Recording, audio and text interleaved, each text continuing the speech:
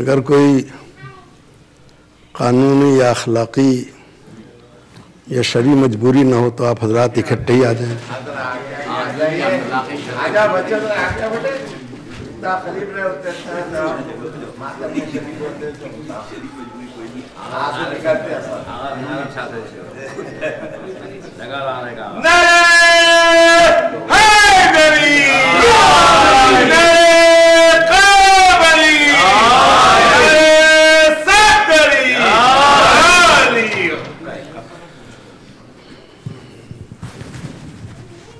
آپ حضرات سے میری التجا ہے کہ آپ ایک مرتبہ سورہ حمد اور 3 مرتبہ سورہ توحید پڑھ کے جن مرحومین کا میں نام لے رہا ہوں ان کی ارواح کو وصال فرما دیں. سید مصطفیٰ حسین سناف سید محمد جاوید جواد اور محمد عباس ابن مرتضیٰ حسین مصطفیٰ حسین ابن سید محمد جواد ام زہرا بنت محمد علی.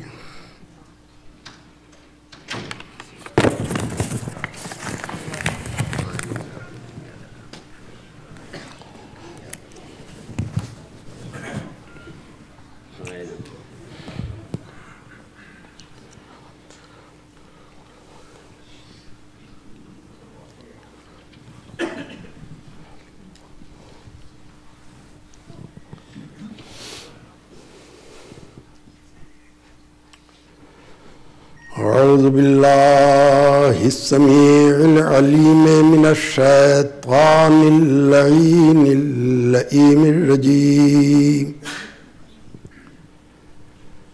بسم اللہ الرحمن الرحیم. الحمد للہ رب العالمین والعاقبۃ للمتقین والجنة للموحدين والنار للعاصين والصلاة والسلام والتحية والإكرام على نبي الحرمين إمام القبلتين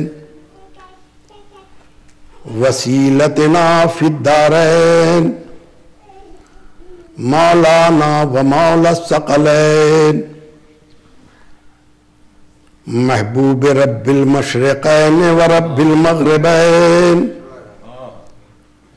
جد الحسن والحسین ابی القاسم محمد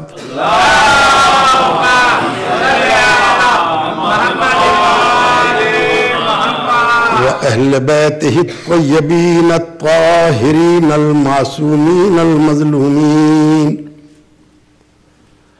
أما بعد فقد قال الله سبحانه تبارك وتعالى في كتابه المبين وهو أصدق الحكيم. بسم الله الرحمن الرحيم.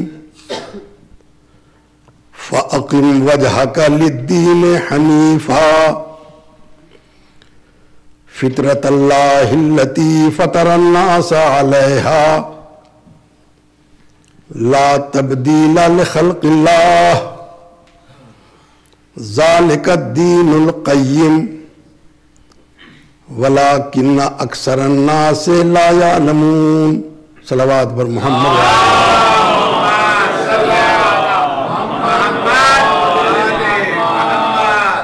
عزیزان گرامی، یقیناً یہ زندگی اور اس کے حالات اثرات عجیب ہوتے ہیں، اور مولا کائنات نے ایک فقرے میں انسان کی بے بضاعتی کا اس طرح احساس دلایا ہے کہ عرفت ربی بفسخ العزائم. میں نے ارادوں کے ٹوٹنے سے پروردگار کو پہچان لیا ہے۔ ظاہر ہے کہ اس مجلس کو کسی دوسرے ذاکر کو خطاب کرنا تھا، مگر کچھ حالات ایسے ہو گئے کہ جو وہ نہیں پہنچ سکے۔ آپ کو زحمت دینے کے لیے مجھے حاضر ہونا پڑا۔ بہرحال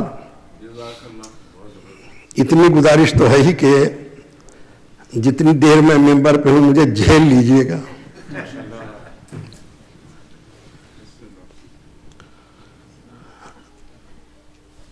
ارشاد رب العزت ہے کہ اپنے رخ حیات کو اس دین کی طرف قائم و مستحکم رکھیے جو برائیوں سے کترا کترا کے نکلنے والا ہے۔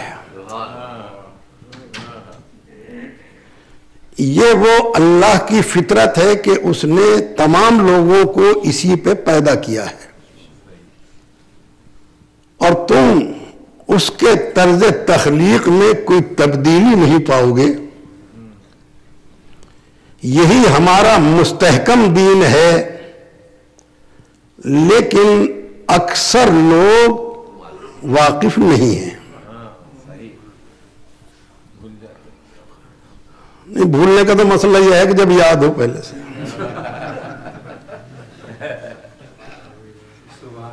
تو بس مجھے اس ترجمے کے بعد میں اب بڑھنا ہے، وہ یہ ہے کہ خالق کائنات نے روئے زمین پر جب سے حضرت آدم کی اس نسل کو بھیجا ہے، جسے ہم آدمی بھی کہتے ہیں انسان بھی کہتے ہیں، اور یہ فرق مجھے اس وقت محسوس ہوا کہ جب غالب نے یہ کہا کہ آدمی کو بھی میسر نہیں انسان ہونا۔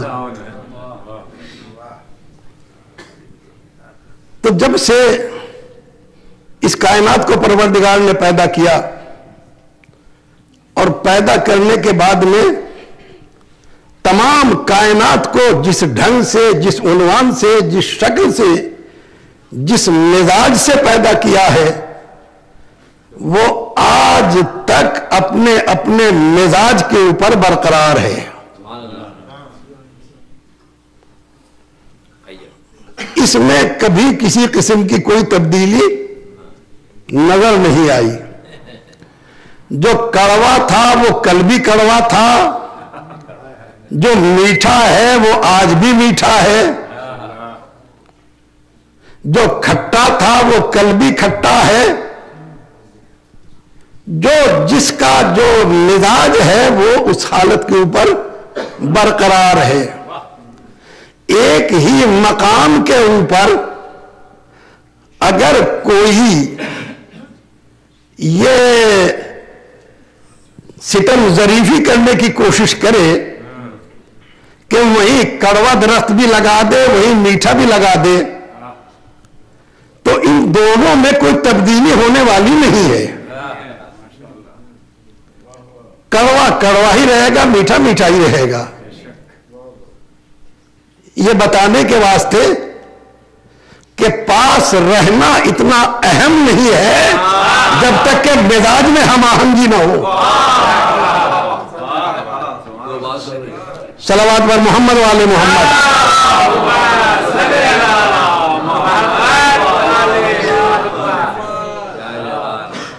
اس وقت سے جب سے یہ انسان پیدا ہوا ہے، یہ ایک عجیب چیز ہے۔ دنیا کی مخلوق میں کسی کے پاس وجود ہے تو نشو نما نہیں، کسی پہ نشو نما ہے تو حرکت کرنے کی صلاحیت نہیں، کسی میں حرکت کرنے کی صلاحیت ہے تو شعور نہیں، کسی میں شعور ہے تو خواہش نہیں۔ فرشتے کے اندر شعور تو پایا جاتا ہے مگر خواہش نہیں پائی جاتی۔ حیوان کے اندر نقل و حرکت، غصہ، خواہش پائی جاتی ہے، شعور نہیں پایا جاتا. خالق حکیم نے ایک ایسی مخلوق کو زمین پر پیدا کیا کہ جس کے اندر خواہش بھی رکھی، غصہ بھی رکھا، شعور بھی رکھا، اور یہ صلاحیتیں دینے کے بعد میں اس کو بنا کے مصور فطرت خود ہی جھومنے لگا اور جھوم کے کہنے لگا فتبارک اللہ احسن الخالقین.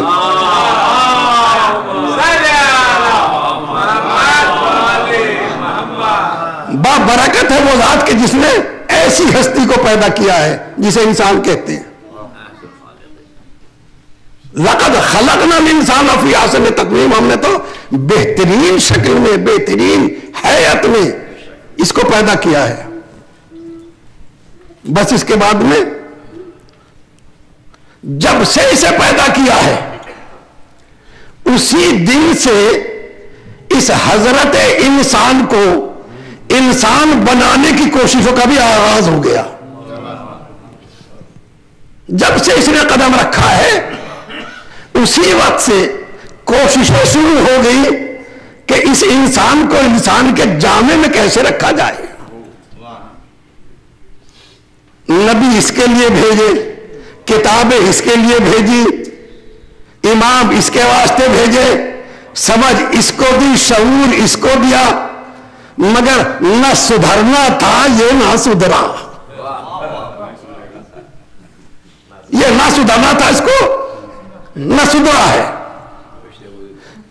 اور اب عزیزان محترم میں آپ کی توجہ کا طلبگار رہوں گا.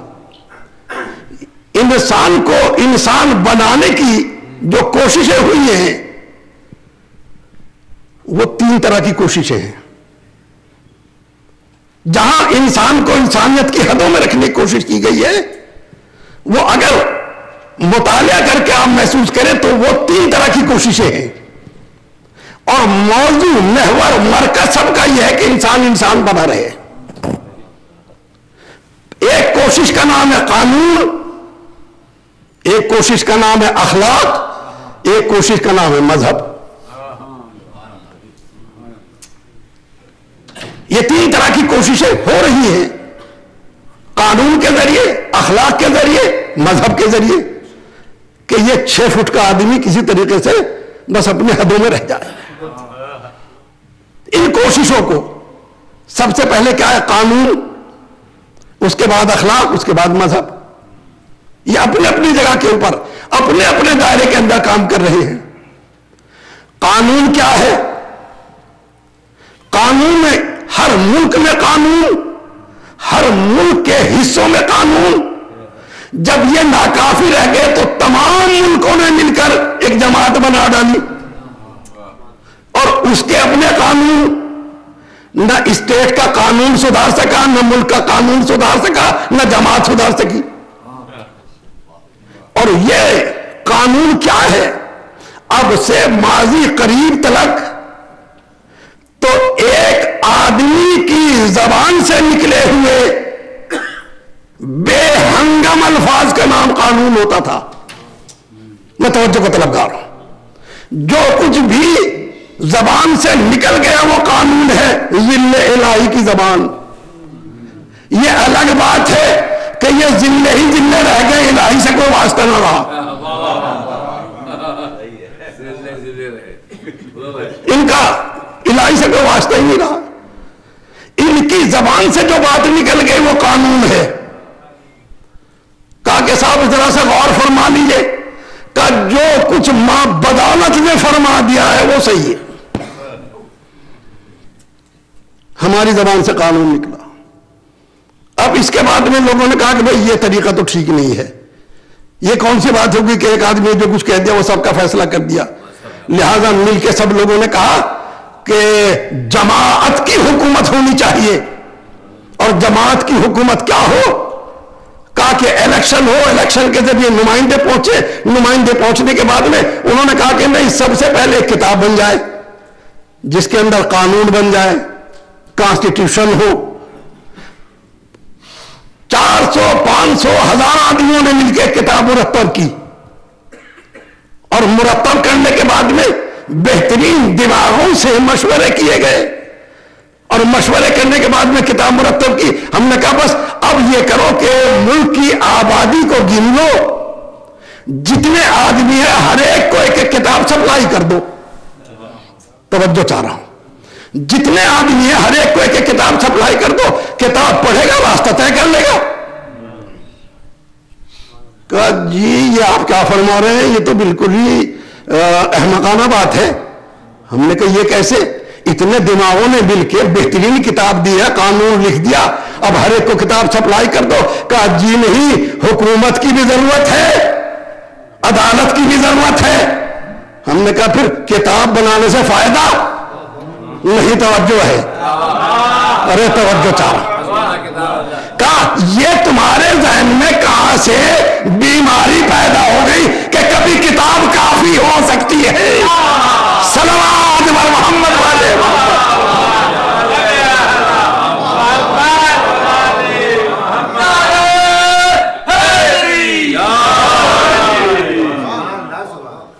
یہ تو کوئی پاگل سے پاگل آدمی بھی نہیں ماننے کے لیے تیار ہوگا کہ کتاب ہو گئی کافی ہے بس. اللہ اکبر, کا کتاب بن گئی. اب کتاب کیا ہے؟ قانون. اب اس کے اوپر کون اس کے ذریعے سے حکومت کرے گا؟ کہا دیکھیں الیکشن ہوگا اور الیکشن کے ذریعے سے جو بھی اکثریت میں آ جائے گا بس وہی قانون. یعنی 51 جاہل ایک طرف, 49 انٹلیکچوئل ایک طرف. ان جاہلوں کے خواہشات کا نام قانون بن گیا اور علمی معیار رکھنے والے مخالفت میں آ گئے. بے اعتبار قانون بن گیا. اور قانون بننے کے بعد میں جب یہ نوبت آئی تو علامہ اقبال کو شکوہ کرنا پڑا کہ جمہوریت ایک طرز حکومت ہے کہ جس میں بندوں کو گنا کرتے ہیں, تولا نہیں کرتے. یہاں گنتی ہے بس. اب یہ قانون ہے. کچھ دن قانون بنے, ایک طرف سے آواز اٹھنا شروع ہوئی کہ بھائی وہ جو قانون بنا تھا اس میں امینڈمنٹ کی ضرورت ہے. اب امینڈمنٹ کی ضرورت کیوں آئی؟ کہا جی وہ جب سے بنا رہے ابھی 10 سال پہلے تو بنا تھا, اتنی جلدی کیا ہوئی؟ کہا وہ 10 برس پہلے بنا تھا, آج کے ماحول میں ساتھ نہیں دے رہا ہے. توجہ فرما رہے ہیں, آج کے ماحول میں یہ ساتھ نہیں دے رہا ہے, لہذا ترمیم کی ضرورت ہے. تو میں نے کہا اسی وقت کیوں نہ سوچ لیا کہ جو 10 برس بعد ترمیم کی ضرورت ہی نہ پیش آتی. توجہ چاہ رہا ہوں. کہا اس وقت تک ہمارا ذہن کی رسائی بس اتنی تھی کہ ہم نے یہ قانون بنا لیا. تو ہم نے کہا کاش آپ نے ایسے قانون کو اپنایا ہوتا جس کا حلال قیامت تک کے لیے حلال ہے, جس کا حرام قیامت تک کے واسطے حرام ہے. صلوات بر محمد والے محمد.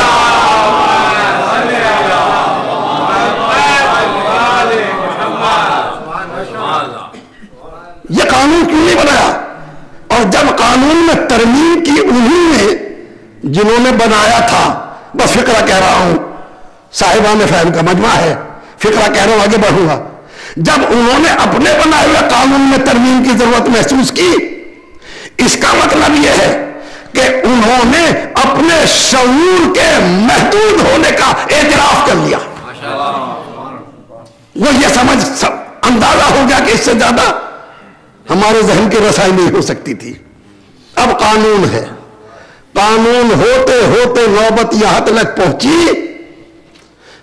کہ اب قانون خواہشات کے جال میں پھنس کے رہ گیا. اب قانون کا نام ہے خواہشات کی پیروی, خواہشات کی پابندی. کل تک جو بات بری تھی, آج کے لوگوں نے کہا کہ قانون بدل کے اس برائی کو اچھائی کا عنوان دے دو. توجہ, کل تلک اگر کپڑا پہننا اچھا تھا تو آج ننگا رہنا زیادہ اچھا ہے نا توجہ؟ نہیں، اب خواہشات کے اتباع کا نام قانون ہو گیا. کل تلک جو آپسی تعلقات تھے اس سے زیادہ میں نہیں عرض کر سکوں گا. ان تعلقات کو جو بد کرداری کے زمرے میں آتے تھے اب چونکہ تعداد بڑھ گئی ہے لہذا یہ قانون بن گیا ہے. توجہ چاہ رہا ہوں. اس سے کوئی مطلب نہیں ہے کہ اچھا ہے کہ برا ہے. یہ ہے قانون. قانون کی دوسری بے بسی عجیب ہے کہ اگر انسان جرم کرنے میں کامیاب ہو گیا تو کوئی سزا نہیں، ناکام رہ گیا تو سزا.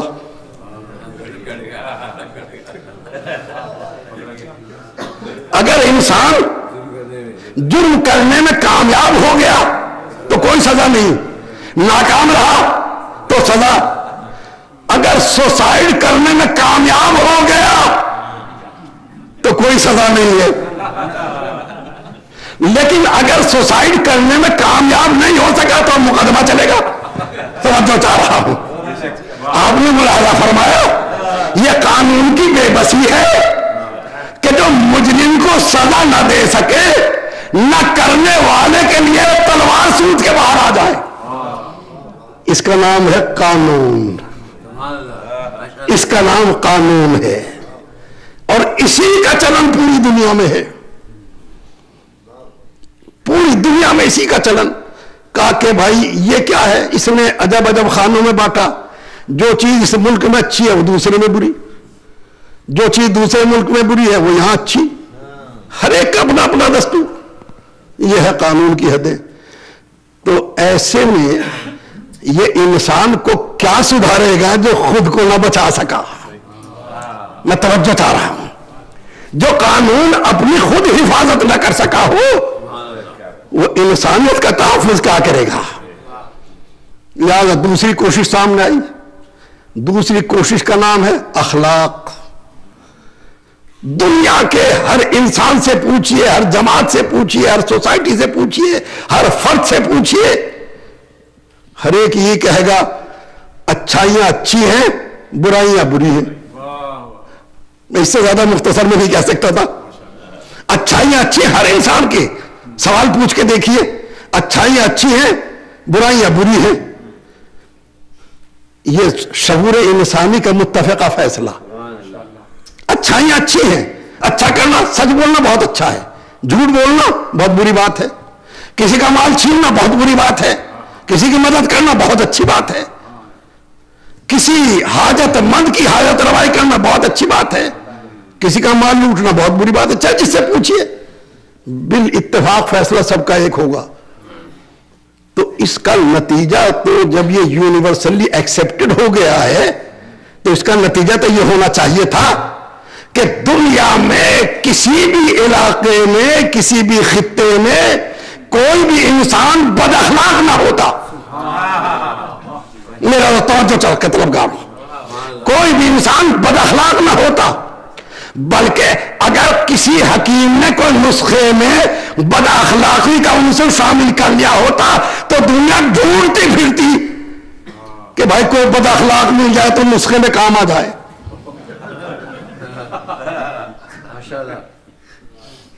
مگر دیکھنے میں کیا رہا ہے؟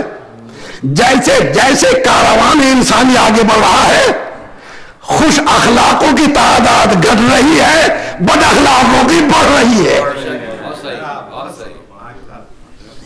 یہ سماج کا یہ المناک پہلو ہمیں بتا رہا ہے کہ اس کا مطلب یہ ہے کہ اخلاق بھی اپنے ہدف کو پورا نہ کر سکا. توجہ چاہ رہا ہوں.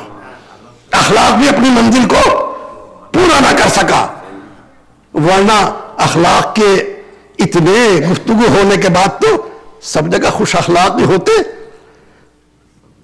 فرمائش کر کے بلایا جاتا کہ بھئی دیکھو کسی زمانے بد اخلاق پائے جاتے تھے، بس ان کی ایک یادگار بچی ہے، بس اللہ اکبر۔ مگر دیکھنے میں کیا رہا ہے کہ اخلاق مٹ رہا ہے، بد اخلاقی کو فروغ ہو رہا ہے۔ کیوں میں نے پوچھا یہ کیوں ہے؟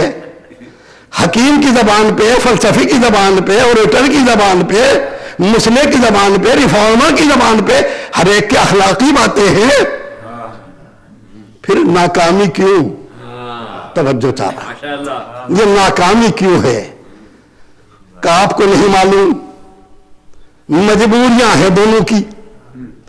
قانون کی مجبوری یہ ہے کہ وہ صرف جسم تک سمٹ کے رہ گیا، روح تک رسائی نہ کر سکا۔ میرا توجہ کو طلبگار ہوں، قانون کی مجبوری یہ ہے کہ وہ جسم کو تو کنٹرول کر سکتا ہے، روح پہ کوئی اثر نہیں ڈال سکتا۔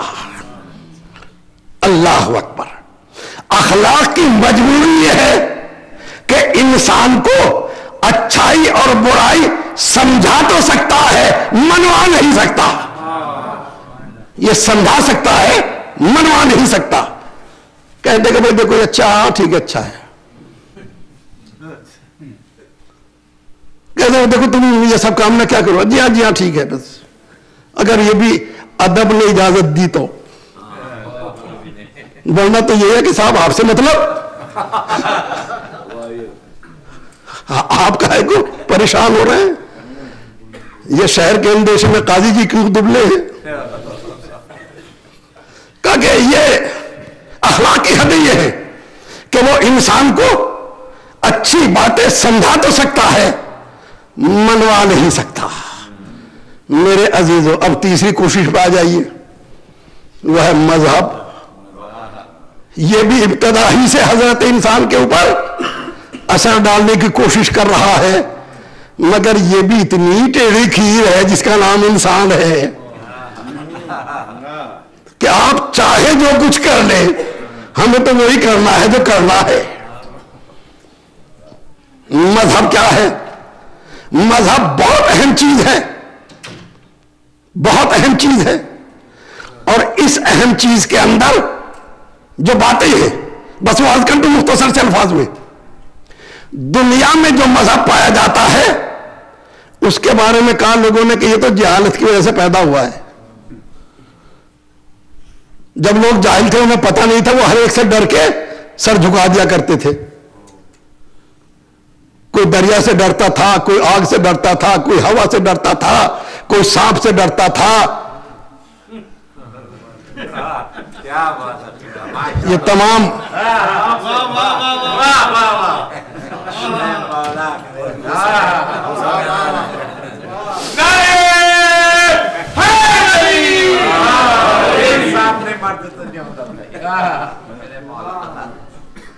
تو اب ظاہر ہے کہ صاحب یہ اب جیسے جیسے پتا چلا لوگوں کو، تو ان کو پتا چل گیا کہ بھائی یہ دریا کو ڈرنے کی چیز تھوڑا ہی ہے، یہ تو فائدہ اٹھانے کی چیز ہے۔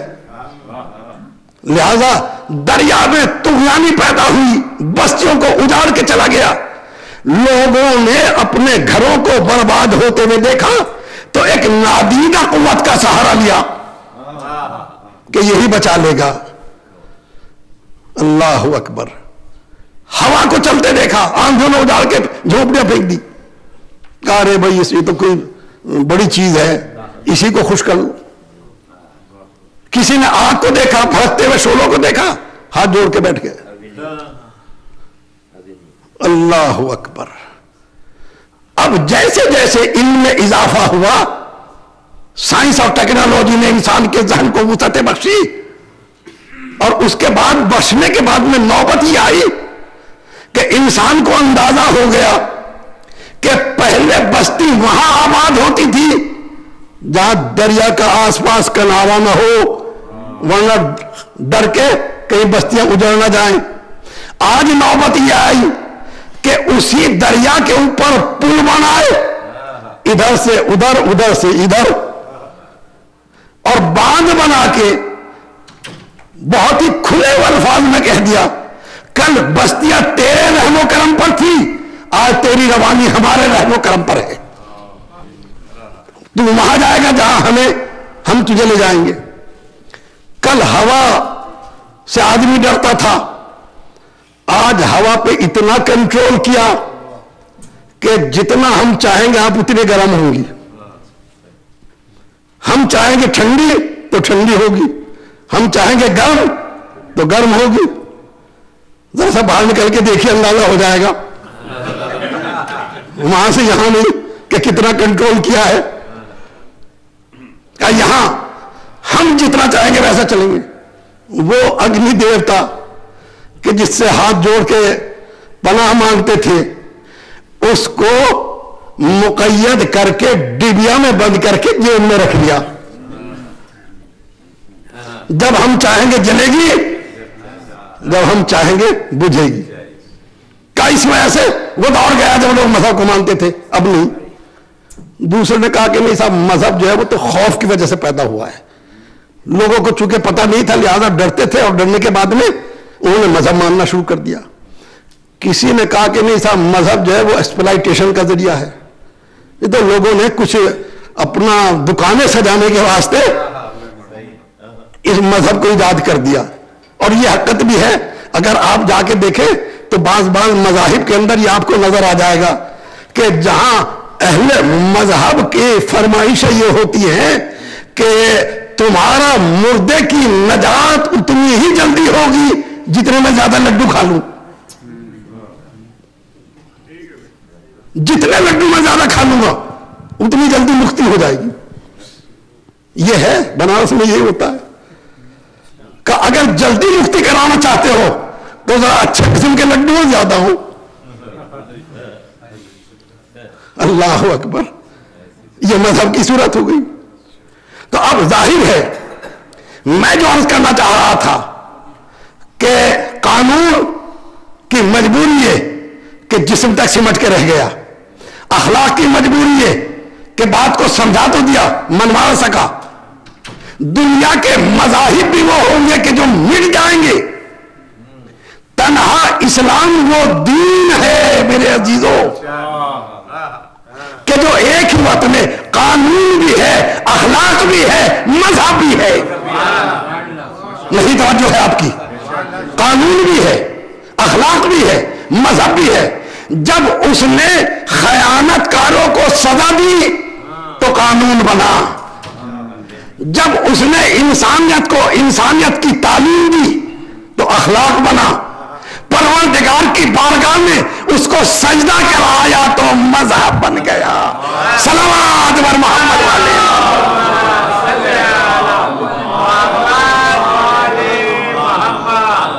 بابا جی بولے صلوات بر محمد والے محمد.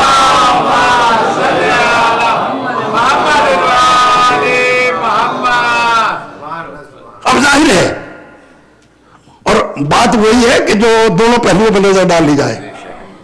کہا صاحب مذہب کے لیے کہہ رہے ہیں، مذہب نے تو جتنا خون خرابہ کیا کسی نے بھی نہیں کیا. جتنا مذہب کے نام کے اوپر خون بہایا گیا انسانیت کا، اتنا تو کسی نے بھی نہیں بہایا، نہ قانون نہ اخلاق نے. آپ مذہب کی بات کر رہے ہیں. بس میرے عزیزو، توجہ شرط ہے، اہم پہلو ہے اور بہت ہی المناک پہلو ہے کہ یقیناً مذہب کی تاریخ کو اٹھا کر دیکھیے تو ایک مذہب دوسرے مذہب سے دست و گریباں نظر آ رہا ہے. وہ اس کا گریبان پکڑے ہے، وہ اس کا گریبان پکڑے ہے. اور حیرت کی بات یہ ہے کہ ہر ایک بڑا کارنامہ سمجھتا ہے دوسرے کے خون کو بہانے کو. اللہ اللہ، فرق کیا ہوا؟ جو تیرا دین آیا تھا میرے معبود، وہ کیا ہوا؟ کہا بس سمجھنے کی جو بات ہے، پہلو ہے، وہ یہ ہے کہ مذہب اپنی جگہ پہ جو بھی ہے وہ ہے، مگر فرق کہاں سے پیدا ہوا؟ جن جن لوگوں نے مذہب کو اپنایا وہ دو حصوں میں تقسیم ہو گئے. دو حصوں میں تقسیم ہو گئے. کچھ وہ تھے کہ جو مذہب پہ عمل کرتے تھے، کچھ وہ ہیں جو مذہب کو یوز کرتے ہیں، بس یہی ہے پوری تاریخ۔ کچھ وہ تھے کہ جو مذہب پہ عمل کرتے تھے، کچھ مذہب کے پیچھے چلتے تھے، کچھ مذہب کو اپنے آگے چلاتے تھے۔ اور نوبت ہوتے ہوتے کہاں ہوئی اس استعمال کی کہ جمیل مظہری کو کہنا پڑا کہ کسے خبر تھی کہ لے کر چراغ مصطفی جہاں میں آگ لگاتی پھرے گی بولہبی، جہاں میں آگ لگاتی پھرے گی بولہبی۔ اللہ اکبر، یہ مسئلہ آ گیا۔ کچھ نے مذہب کی پابندی کی اور کچھ نے مذہب کو یوز کیا۔ مذہب کی پابندی کرنے والوں کے وسائل بڑے محدود، یوز کرنے والوں کا دائرہ بڑا پھیلا ہوا۔ ان کے پاس ہر چیز، رشوت ان کے پاس، تلوار ان کے پاس، ہتھیار ان کے پاس، حکومت ان کے پاس۔ تو میرے عزیزوں، یہ مذہب دین اسلام بھی یقیناً اسی محشر میں پہنچ چکا ہوتا کہ جہاں دوسرے مذہب پہنچ چکے ہیں۔ بس اس کی بقا کا سبب ایک یہ ہے کہ اس میں وہ شخصیتیں موجود ہیں جنہوں نے مذہب کو استعمال کرنے والوں کو بے نقاب کر دیا۔ صلوات بر محمد و آل محمد۔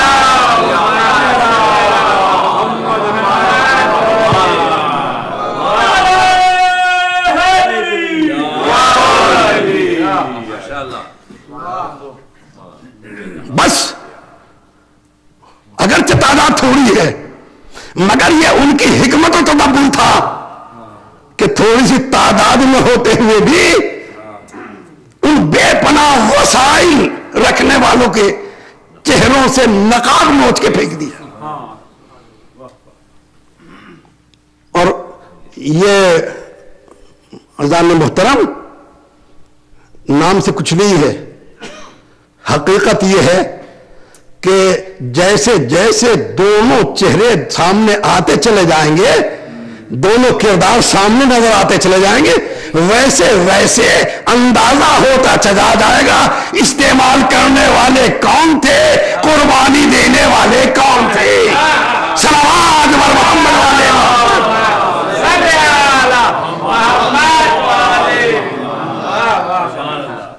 اللہ اکبر۔ یہ وہ مقام، یہ وہ منزل ہے کہ جہاں وہ طبقہ الگ کھڑا ہے کہ جس نے اپنے کو قربان گاہ میں پیش کر دیا۔ جہاں بانی کی تاریخ اور ہے اور قربانی کی تاریخ اور ہے،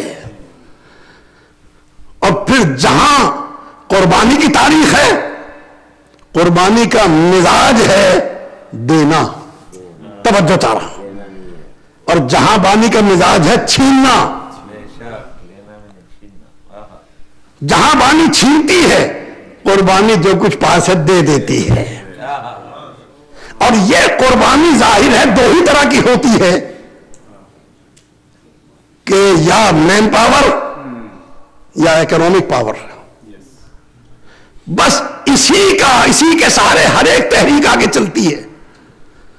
اگر انسان نہیں ہے تو دولت کیا کرے، اور انسان ہے تو دولت کے بغیر کچھ نہیں۔ پروردگار نے ایسا انتظام کر کے بھیجا کہ جہاں سے انسانی قربانی کی تاریخ بھی چلی اور مال کی قربانی کی تاریخ بھی مرتب ہوئی۔ جہاں سے اسلام کے لیے دونوں نقطے چلے ہیں، اس کے نقطۂ آغاز کے ایک پہلو کا نام ابو طالب ہے، ایک کا نام خدیجۃ الکبریٰ ہے۔ صلوات بر محمد علیہ محمد۔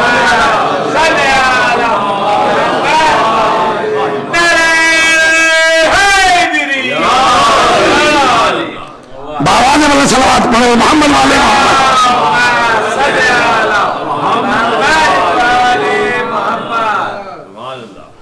یہ وہ پہلو ہے۔ ابراہیم نے ایک دن اپنے بچے کو قربا گاہ میں لٹایا تھا، تو آج تلک یادگار ہے۔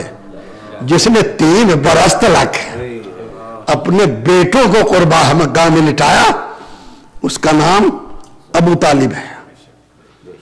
تو پالنے والے ان دونوں نے جو کچھ بھی کیا تو انہیں ملا کیا؟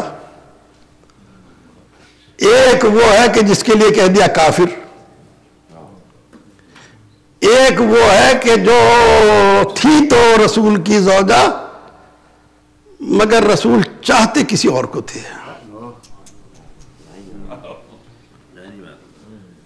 وہ کسی اور کو چاہتے تھے۔ وہ بھلے ہی الگ بات ہے کہ رسول نے ہمیشہ تعریف ہی نہیں کی، مگر وہ مسلمان کیا کہ جو مذہب کو استعمال کر کے تاریخ کے دھارے کو نہ موڑ دے۔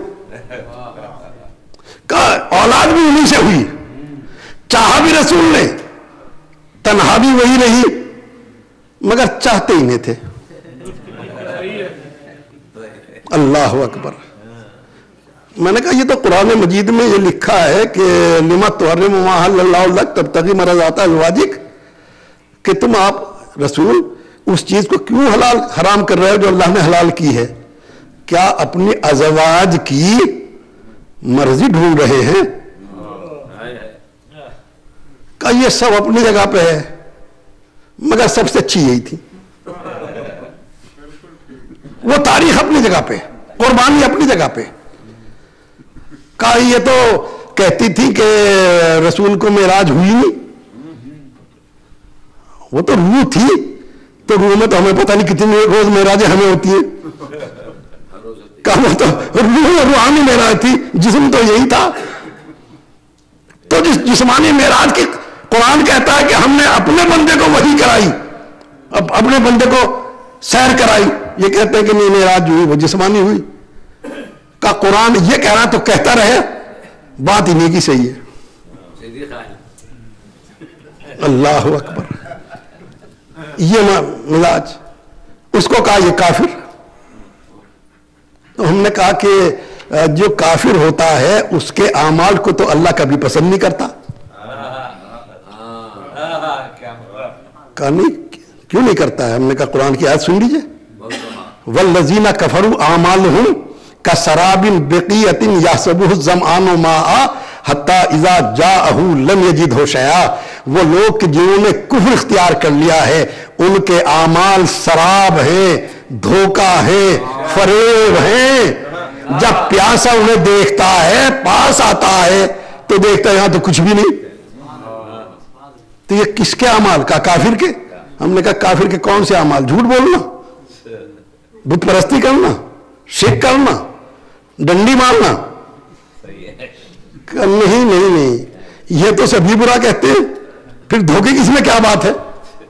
تو ہم نے کہا پھر کا دھوکہ تو وہاں ہے جو دیکھنے میں اچھا ہو حقیقت میں برا ہو، وہی دھوکہ ہوتا ہے۔ جو برا کھلن کھلا برائی اس میں دھوکہ کے کیا سوال ہے؟ تو ہم نے کہا اس کا مطلب یہ ہے کہ کافروں کے اگر اچھے اعمال بھی ہوں تو اللہ کو پسند نہیں، وہ اسے سراب کہہ کے ٹھکرا دیتا ہے۔ تو وہ پروردگار جو کافروں کے اچھے کاموں کو ریجیکٹ کر رہا ہو، اب اگر وہ کسی کا قصیدہ پڑھ رہا ہو اور کہتا ہو علم یجد کا یتیمن فآویٰ، اے میرے پیغمبر ہم نے آپ کو یتیم پایا تو کیا پناہ نہیں دی؟ میرے معبود تو کس دن آیا تھا پناہ دینے؟ جب کفار مکہ درمیان میں آ رہے تھے تو نے کس دن کیا؟ لیکن تو کہتا کہ ہم نے پناہ دی۔ کہا پناہ دی ابو طالب نے، ابو طالب نے پناہ دی، تو کہتا کہ ہم نے پناہ دی۔ کہا جس کے عمل کو پروردگار اپنا عمل کہہ رہا ہو اس کے ایمان میں تو کسی کافر ہی کو شبہ ہو سکتا ہے۔ صلوات بر محمد والے۔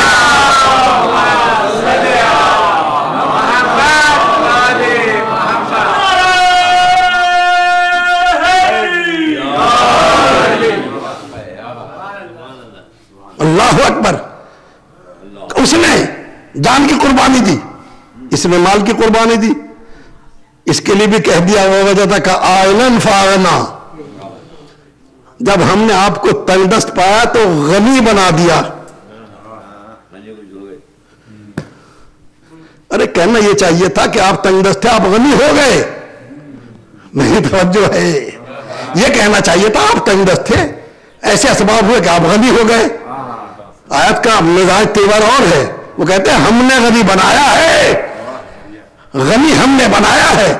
یعنی خدیجہ کا مال خدیجہ کا نہیں، اللہ کا مال ہے. اور دوسری بات یہ بتا دی کہ کسی کا مال اکٹھا کر کے چاہنے والوں کی زبان میں غنی بن جانا اور ہے، اور جسے پروردگار غنی بنا دے وہ کوئی اور ہوتا ہے. صلوات بر محمد.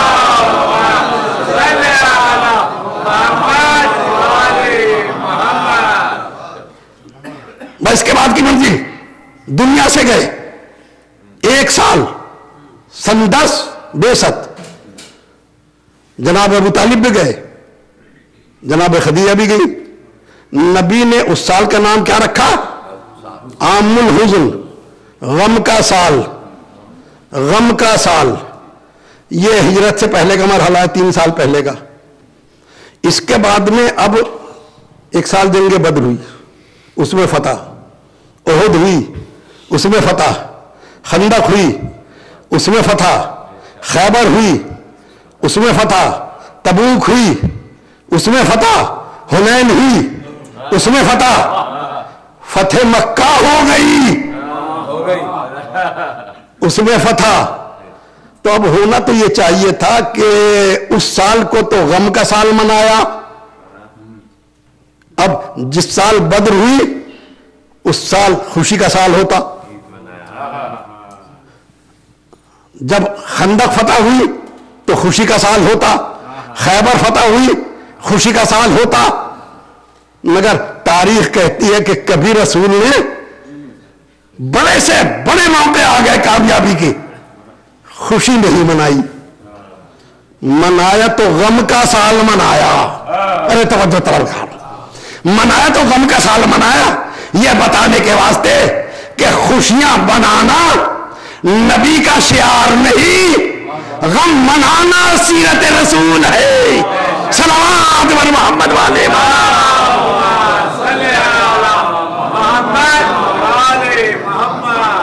ابو طالب گئے، خدیجہ گئی. محبوب تو نے کیا دیا؟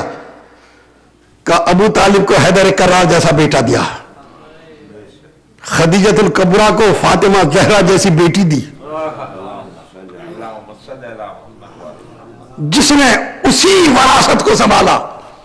اس نے باپ کی وراثت کو سنبھالا، اس نے ماں کی وراثت کو سنبھالا. آگے چلے، جاتے جاتے منزل وہ آ گئی.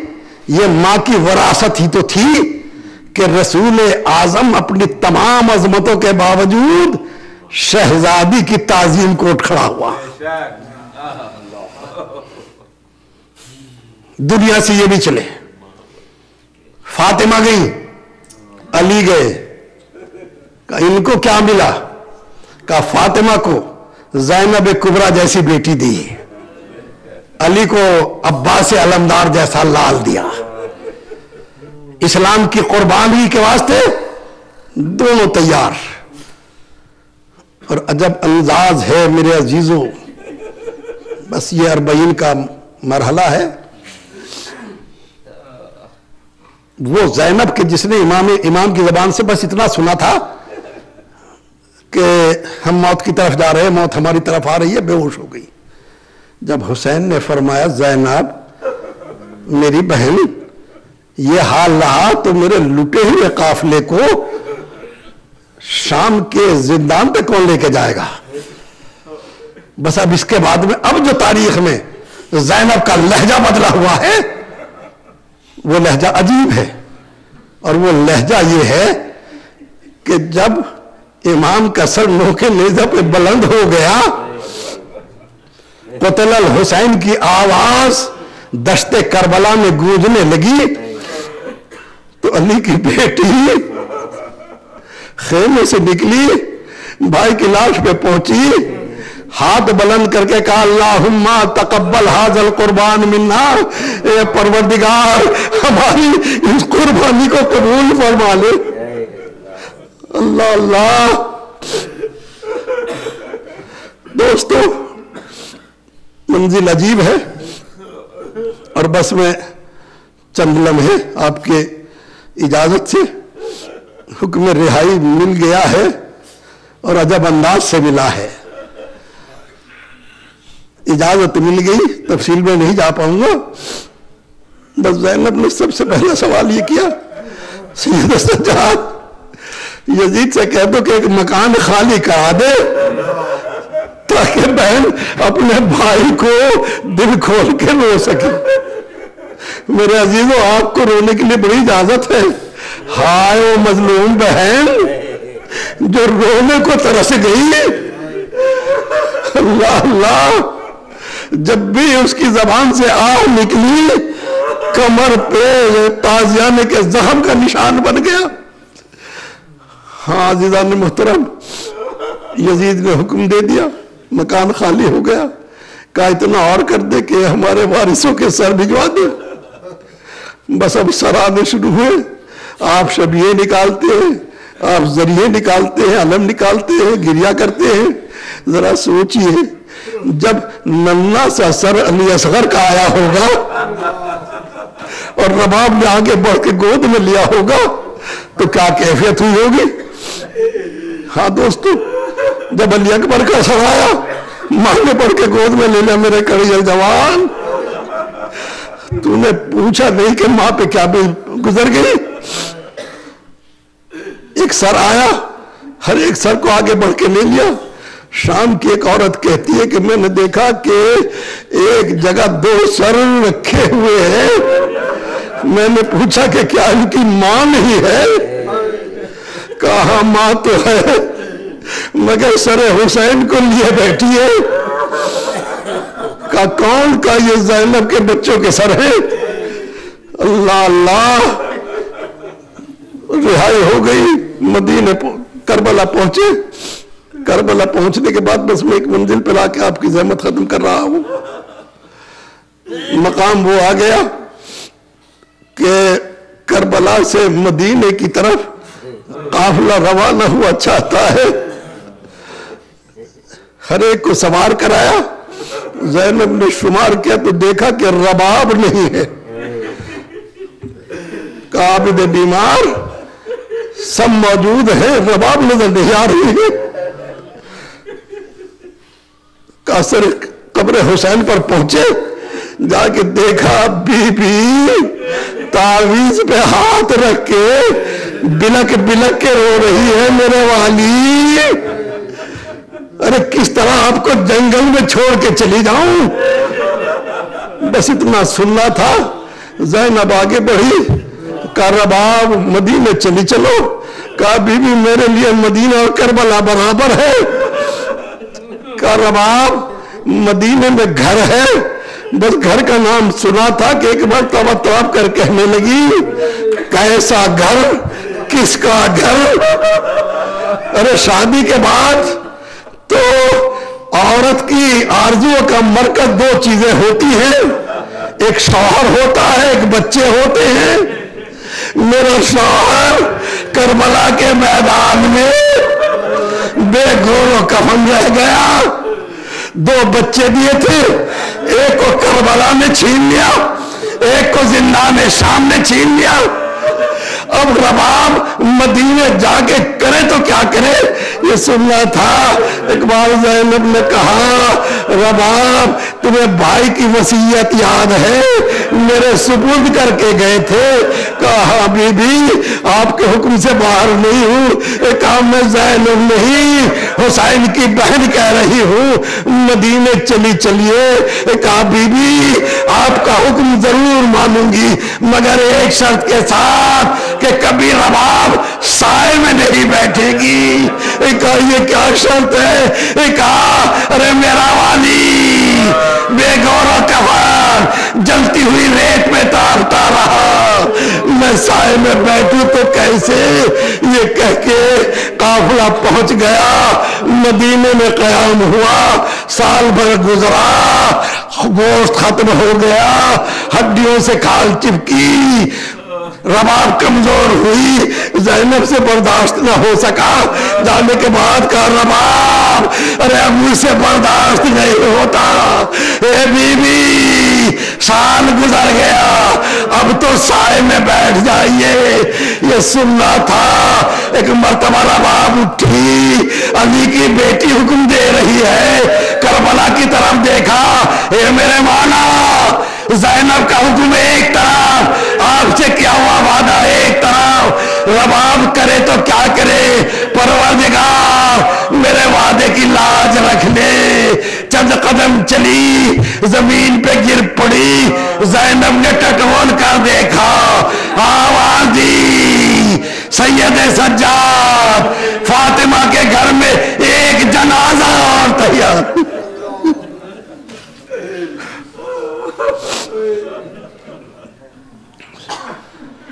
اللہم اغفر للمؤمنین والمؤمنات والمسلمین والمسلمات الاحیاء منہم والاموات تابع بیننا وبینہم بالخیرات انکا مجیب الدعوات انکا علی کل شیء قدیر۔